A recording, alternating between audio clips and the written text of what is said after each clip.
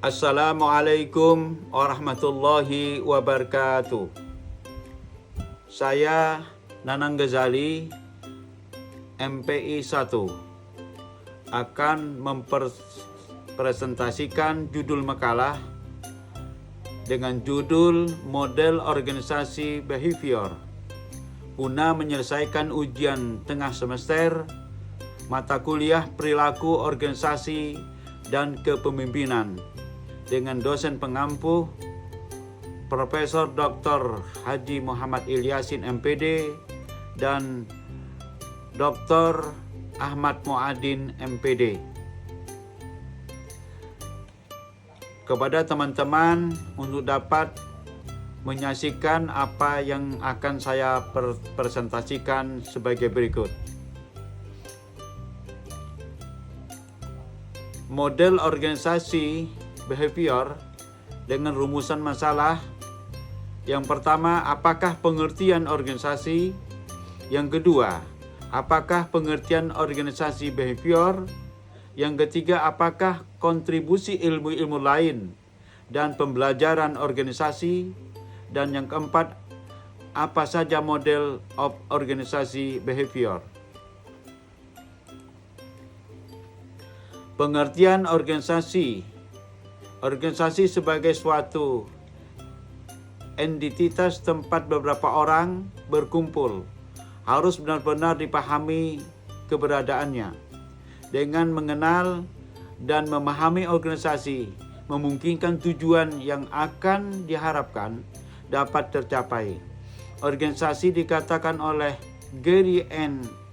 M. Lyon sebagai situasi di mana dua atau lebih orang yang terlibat dalam mencapai tujuan bersama.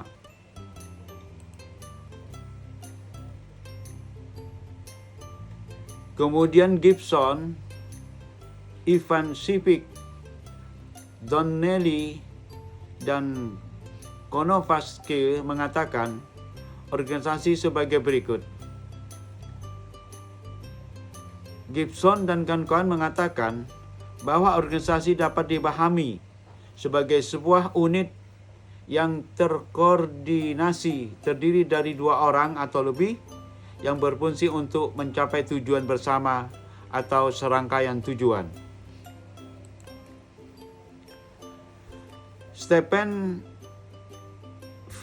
Robbins mengatakan organisasi merupakan suatu identitas sosial yang secara sadar terkoordinasi, memiliki suatu batas yang relatif, dapat diidentifikasi, dan berfungsi sebagai relatif kontinu, berkesinambungan untuk mencapai satu tujuan dan kesepakatan seperangkat tujuan bersama. Dengan demikian, organisasi dapat didefinisikan sebagai suatu entitas atau wujud sosial yang dikoordinasikan secara sadar oleh sekelompok yang secara terus-menerus untuk mencapai tujuan yang tidak dapat dicapai seorang diri. 2. Pengertian organisasi behavior. Gibson dan kawan-kawan mendefinisikan perilaku organisasi dengan berbagai makna. Pertama, organisasi behavior menunjukkan bahwa perilaku orang secara individu, kelompok, dan tingkat organisasi. Pendekatan ini menunjukkan bahwa ketika mempelajari organisasi behavior, kita harus mengidentifikasikan dengan jelas tingkat analisis yang digunakan individu, kelompok, organisasi, atau ketiganya.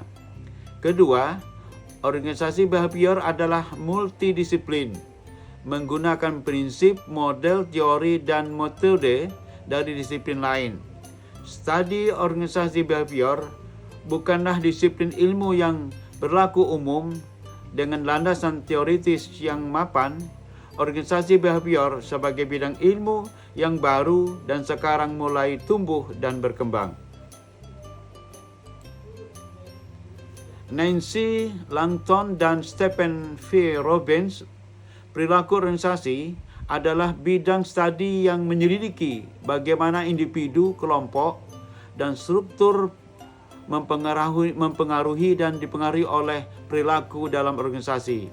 Perilaku mengacu pada apa yang dilakukan oleh dan dalam organisasi, bagaimana mereka melakukan dan apa sikap mereka.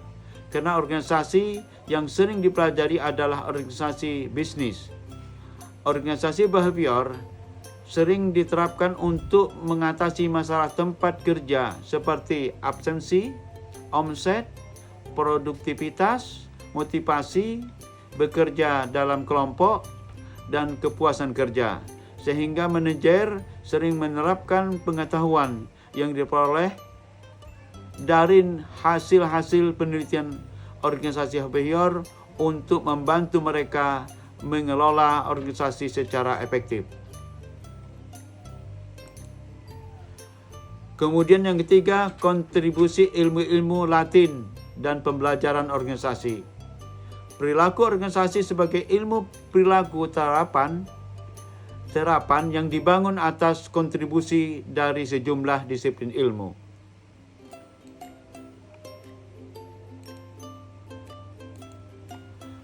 Kontribusi ilmu-ilmu lain. Ilmu-ilmu yang berperan seperti psikologi, sosiologi, psikologi sosial, antropologi, dan ilmu politik. Kontribusi ilmu psikologi terutama pada analisis tingkat individu atau mikro. Kemudian secara masing-masing disiplin ilmu kontribusi sebagaimana gambar berikut. Dan seterusnya, penjelasan dari tabel di atas, kontribusi ilmu psikologi digunakan untuk pembelajaran motivasi, kepribadian, emosi, resepsi, pelatihan, efektivitas kepemimpinan, kepuasan kerja, pengambilan keputusan individu, penilaian kinerja, pengukuran sikap, seleksi karyawan, desain kerja, dan stres kerja dalam unit analisis individu. Kontribusi ilmu sosiologi dalam hal dinamika kelompok, tim kerja, komunikasi, kekuasaan, konflik perilaku antar kelompok. Ilmu psikologi sosial dalam hal perubahan perilaku, perubahan sikap, komunikasi, proses kelompok, dan pengambilan keputusan kelompok, serta ilmu antropologi dalam hal perbandingan nilai, perbandingan sikap, dan analisis lintas budaya digunakan untuk unit analisis kelompok. Sedangkan kontribusi ilmu sosiologi adalah teori organisasi, teknologi organisasi, perubahan organisasi, dan budaya organisasi. Ilmu antropologi dalam hal budaya organisasi, lingkungan organisasi, dan ilmu politik, konflik politik antar organisasi, dan kekuasaan seperti alat analisis sistem organisasi. Dari ketika analisis individu kelompok tersebut merupakan kajian perilaku organisasi. Tingkat organisasi yang pertama individual level, kemudian group level, dan organisasi sistem level. Tingkat organisasi individual level, group level, organisasi sistem level. Pada level individu, manajer dan karyawan perlu mengetahui bagaimana bekerja dengan orang-orang yang mungkin memiliki perbedaan dari diri mereka sendiri dalam berbagai dimensi termasuk kepribadian, persepsi, nilai-nilai, dan sikap. Grup level, perilaku kelompok akan dibicarakan bagaimana individu dipengaruhi oleh pola-pola perilaku yang diharapkan mereka, apa perilaku yang dianggap kelompok atau tim sebagai perilaku standar, dan bagaimana membuat kelompok itu efektif. Kemudian organisasi sistem level, pada level organisasi banyak faktor yang saling berinteraksi, juga kendala perilaku individu dan kelompok.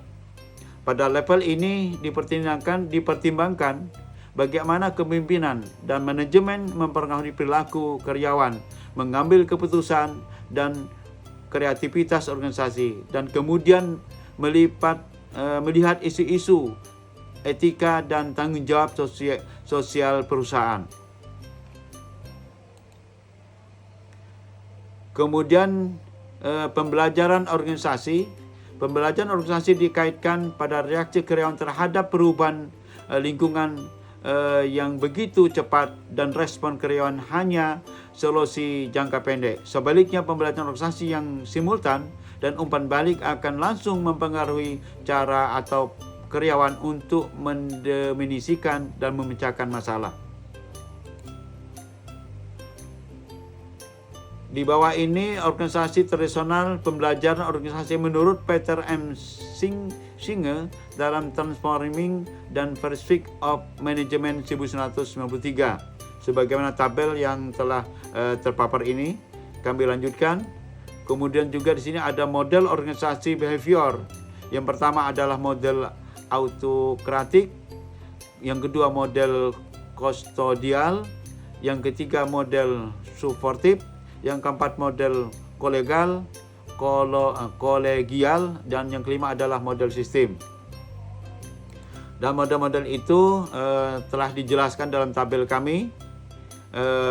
Model autokratik, kelemahan model